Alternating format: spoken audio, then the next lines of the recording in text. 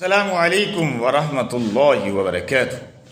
حاضرین، آج جمعہ کا دن ہے اور جمعہ کا دن وہ دن ہے جسے امام الانبیاء محمد الرسول اللہ نے تمام دنوں کا سردار ارشاد فرمایا ہے۔ اور اسے سرداری پتہ کیوں نصیب ہوئی ہے؟